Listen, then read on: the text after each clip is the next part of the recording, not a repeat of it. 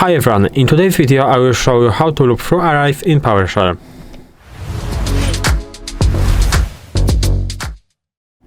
So as I said before, in this video you will learn the different ways to loop through arrays in PowerShell. We will cover the most important methods and I will tell you when to use each. So let's start. First of all, we can start with creating a simple array that we will use as an example in this video. So for maybe the array that we call numbers equals, and inside of this array we will have 10 values like this. So we will create it like that, and so inside this array we have 10 numbers from 1 to 10. And now we can move to the loops.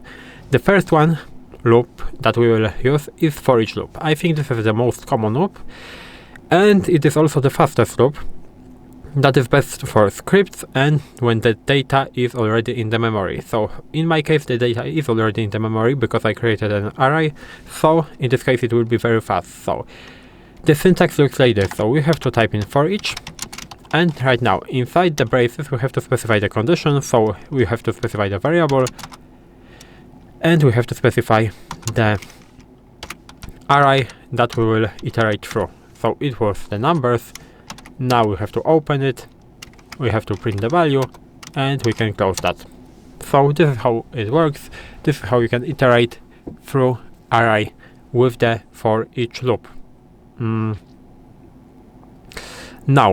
the second option is to use for each object. For each object works with pipelines and it processes every item one by one. So from the numbers we will use the pipeline, and right now for each object with the dash, and inside the braces we have to specify the condition. So we will use $, underscore, and like this. What does it mean? This $, and underscore basically is the value that we will print. So if you will print the index 0, we will print the 1 and so on. This is how it works. As you can see, we are printing the output of our array. This is the for each object, and the third one will be the simple for loop, the index-based for loop. This basically gives you the full control over indexes. So the syntax is very similar to the programming languages. So we have to do something that looks very similar as for example in C++. So for, and now in braces e equals 0, e is less, so less than, we can use it like this, and the numbers count, so the numbers of the items in our variable. Why